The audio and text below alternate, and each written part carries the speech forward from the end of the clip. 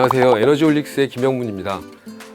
오늘 제가 말씀드릴 내용을 설명하기 전에 구독자분들이 가끔 제게 질문하거나 또 이렇게 댓글로 질문해 주시는 내용들 몇 가지를 좀 소개하면서 그동안 저희 에너지홀릭스가 이제 걸어왔던 길을 짧게 정리를 하도록 하겠습니다.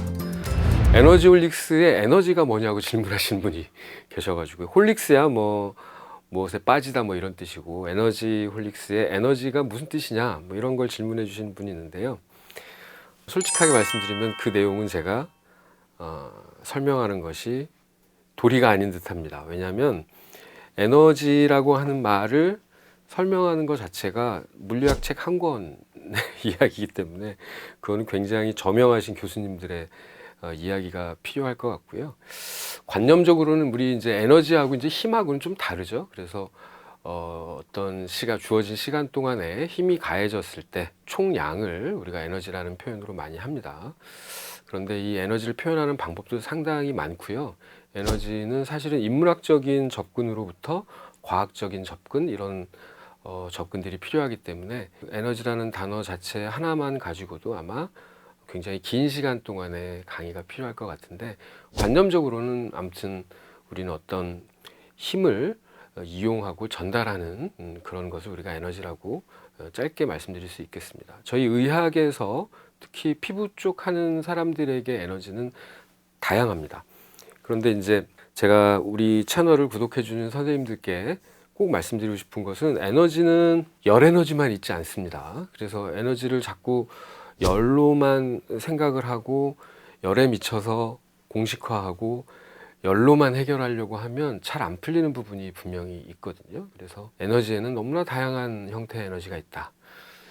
그 중에서 열 에너지는 가장 생각하기 쉽고 단순한 형태의 에너지일 뿐이다라는 말씀을 드리겠습니다. 저희가 지금까지 이제 그 포톤에 관한 말씀을 쭉 드려왔는데요.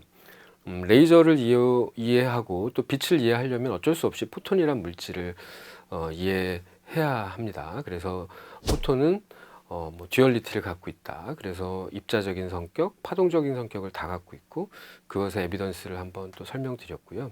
어떤 레이저가 진행되는 그 원리 중에 하나가, 예를 들면 엔디아그 레이저라고 하면, 엔디아그라고는 매질에다가 에너지를 줘서, 보통은 또 빛에너지를 주죠. 빛에너지를 줘서 펌핑을 하게 되면 그라운드 스테이트에 있던 그 포톤들이 전부 다 익사이테이션 돼서 위로 올라가게 되고, 그래서 포톤의 인구의 인버전, 즉 파퓰레이션 인버전 상태가 생기면 이제 비로소 위쪽에 있는 익사이테이션 되어 있던 레벨에서 다른 레벨, 하위 레벨로 떨어지면서 일렉트론이 떨어지면서 포톤을 내놓는다는 것을 우리가 알게 되었고, 그 포톤의 에너지 값은 플랑크 상수와 진동수를 곱한 값으로 표현이 된다는 것을 말씀드렸습니다.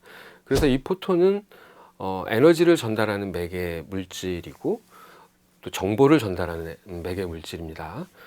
우리가 보통 이제 전자기파라고 하잖아요. 우리 빛이 전자기파의 일종인데, 이런 전자기파가 에너지만 전달하는 것이 아니라 정보를 전달하죠. 그래서 우리가 미국에 있는 사람하고 핸드폰, 셀폰으로 이제 그 통화를 하게 되면 우리의 정보가 전자기파의 속도로 미국으로, 또 미국에서 또 제가 있는 곳으로 전달되는 것으로 그렇게 알려져 있고, 그 매개 물질이 또 포톤인 것은 확실합니다.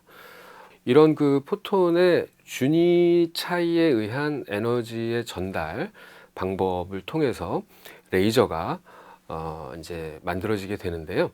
레이저는 이제 공진기를 통해서 특정 파장의 그 빛만을 모아서 모노크로마틱하게 쏴지는 그런 형태가 이제 우리가 레이저라고 하고, 우리 보통 빛을 어떤 전체 스펙트럼을 정해서 그 스펙트럼 전체를 통해서 빛이 전달될 때 우리가 우리 업계 쪽에서는 이제 IPL이라고 하는 방법으로 빛을 또 많이 사용을 하게 됩니다.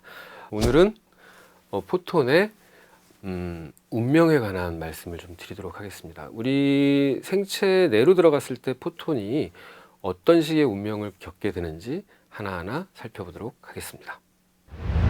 네, 오늘 설명드릴 내용은 이제 포톤의 운명과 관련된 내용인데요. 우리 몸으로 포톤이 들어오게 되면 운명은 크게 몇 가지가 있습니다. 첫 번째는 피부 가장 겉 각질층 쪽에서 보통 이제 4에서 한 7%, 문헌에 따라서 뭐 4에서 한 10%도 얘기하는 문헌이 있긴 합니다만, 포톤이 전부 다 반사돼서 위로 튀어나가는, 리플렉션 된다고 하죠. 반사와 관련된 운명을 갖게 되는 포톤도 있고, 이제 각질층을 통해서 에피더미스, 표피, 진피층으로 이제 들어가면서 본인의 진동수와 맞는 크로모포를 만나게 되면 흡수됩니다. 우리가 그것을 이제 영어로 업섭션 된다고 합니다.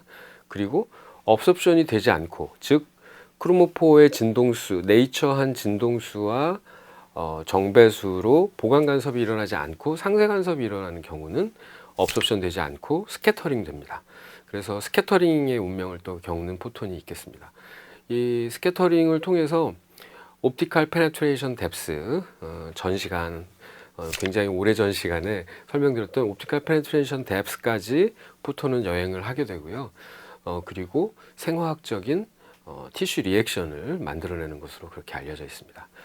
지금 어떤 구 형태의 크로모포가 있는데, 이쪽에서 빛이 이렇게 들어오게 되면 크로모포와 만나게 되겠죠.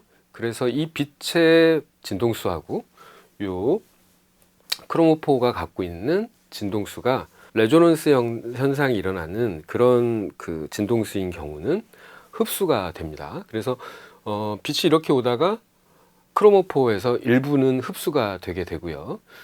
또 일부는 스캐터링 되어서 뒤쪽으로 이렇게 더 진행이 되게 되는데요. 진행되면서 이제 보시는 것처럼 이것이 이제 파동 형태를 띠기 때문에 이렇게 회절무늬가 이렇게 생기게 되죠. 그렇지만 거시적으로 보면 이 중앙에 있는 이 빛이 진행되면서, 파동이 진행되면서 이 중앙이 굉장히 더 많이 포톤이 밀집되는 것을 확인하실 수 있고, 회절무늬이기 때문에 어느 쪽은 더 집중이 되고 어느 쪽은 또 집중이 안 되고, 보강 간섭과 상쇄 간섭이 번갈아 가면서 이렇게 일어나는 회절무늬가 나타나는 것은 빛의 아주 고유적인 특성이죠. 그렇지만 거시적으로 보면 중앙값을 중심으로 해서 이런 정규분포 곡선을 그리면서 빛의 집중도가 달라지는 것을 확인할 수 있죠. 이것은 뭐 파동의 아주 기본적인 현상이기 때문에 잘 이해하실 거라고 보고요. 이 대목에 대해서 이제 스캐터링 현상인데요. 오늘 제가 설명드릴 빛의 운명, 첫 번째 운명은 리플렉션이 되겠습니다. 아까 말씀드렸던 것처럼 각질층에서 빛이 들어오자마자 통상 4에서 7% 정도 반사돼서 다 튕겨 나갑니다. 포톤이요. 그것이 어떤 원리를 통해서 되고 어떻게 진행되는지 한번 살펴보도록 하겠습니다. 네, 이 그림은 여기 아래에 있는데, Lasers and Energy Device for the Skin이라고 하는 책에 나와 있는 그림을 제가 인용을 했습니다. 빛이 이제 들어오게 되면, 레이저든 빛이든 들어오면 일단 기본적으로 반사가 되죠. 4에서 7% 정도 반사되는 것으로 되어 있고요. 여기 보시는 것처럼 이렇게가 지금 에피더미스고요.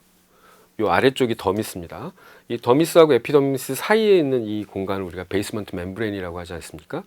그 제일 위에는 스트라토코니움이 이렇게 존재하고 있습니다. 스트라토코니움은 이제 우리가 한국말로는 각질층 이렇게 얘기하는데, 이 각질층은 굉장히 덴스한 머티리얼로 되어 있죠. 그래서 거기에 뭐 프로테인뿐만이 아니라 여러 가지 세포들이 방어벽을 치고 있는 거죠. 그래서 포톤 역시 이 각질층 뚫는 것이 만만치 않습니다. 그래서 대부분은 아니지만 한 4에서 7% 정도는 그냥 바로 튕겨서 나가버리죠. 그리고 이제 이 스트라토코니움을 빛이 통과하면서, 물론 빛이 퍼펜디큘러하게 아주 수직으로 딱 들어오면 좋지만, 비스듬하게 들어오면 어떤 각도를 유지하면서 이것이 이제 들어오게 되고, 어떤 크로모포와 만났을 때 그 크로모포와 빛의 진동수가 정배수로 이렇게 보강 간섭이 일어나게 되면 업소션이 되고요. 그렇지 않은 경우는 스캐터링 돼서 퍼져 나갑니다.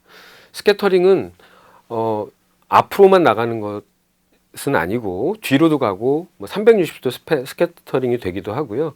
또 이제 앞으로 나가는 스캐터링이 또 되기도 합니다. 어쨌든 이런 스캐터링이 되면서 계속해서 포톤은 트랜스미션 해서 더미스까지 진행을 할 수 있겠습니다. 이 더미스까지 진행을 하는 포톤은 주파수나 있던 그 파장에 따라서 트랜스미션이 더 잘 되는지 안 되는지도 결정되게 되는데요. 오늘은 그런 내용까지 한번 보도록 하겠습니다. 일단 리플렉션과 관련돼서 설명을 드려보도록 하겠습니다.